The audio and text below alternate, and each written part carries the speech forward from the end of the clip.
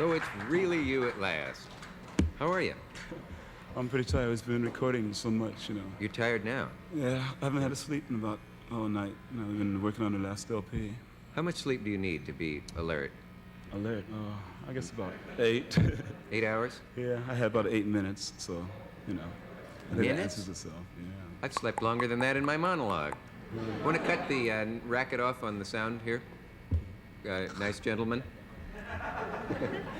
What is that sound that we hear irritating us so dreadfully? Well, it sounds something like the New York street. I don't know. It's like today the air is all static, so the amplifiers are static. Music is loud, the air is loud, and you know we're trying to settle things down a little bit. But it's going to take like a rest, you know. I asked a practical question and got a philosophical answer. I Is think that that's terrific. philosophical? I thought it Oh, I was. thought You that said was there's George. static in the air today Yeah. and all. Yeah, well, I was just trying to get a point across before we, you know, take our rest. Oh, I'm sorry, he's still on TV. We're going to both sack out. Mr. Young, will you entertain the audience for us? Let me ask you something. What really happened to you that night at Woodstock? Did you stay on so long you just really were? No, we was playing in the morning. Yeah. And it was announced that it was canceled. The show at the Dick Cavett was canceled. So, and then later on it was announced that it was on. Oh, really? And I didn't know what was happening. I was so exhausted, you know. Yeah. It was like what do you call those things? Nervous breakdown or whatever, you know. Physical breakdown. Yeah. You don't suppose it was a real... You didn't have you ever had a nervous breakdown? Yeah, about 3 of them since I've been in this group, since I've been in this business, you know. Really? Gee. I didn't mean to pry, but since you brought it up, I thought I would mention it. Right, that's cute. That's Yeah. great.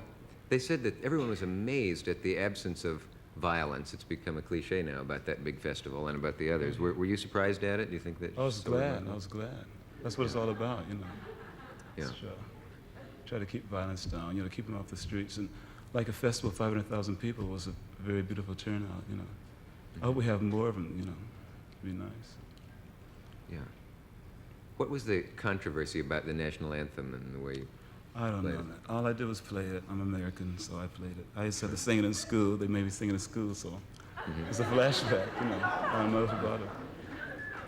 This man was in the 101st Airborne, so when you write your nasty letters in... Nasty letters. Wow, Right. you really Well, trying hard. when you mention the national anthem and talk about playing it in any unorthodox way, you immediately get a guaranteed percentage of hate mail from people Well, who say, how that's dare not unorthodox. anyone... That's not unorthodox. It isn't unorthodox? No.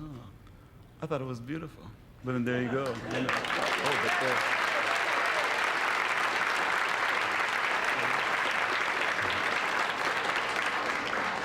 don't you find that there's a certain mad beauty in unorthodoxy? Yeah, right. I knew you'd do that someday. I knew you'd wig out on my shirt. Right. Don't forget it. Do they ever send that shirt back with too much starch in the collar? I don't know, man. I don't know nothing. I know nothing about it. That's the best shirt I've seen in a long time. Why do the super groups keep breaking up? There are always rumors that your group is breaking up and Big Brother broke up and... Well, probably because like they want to get into individual things on their own, or maybe they might want to get into other things besides music, you know.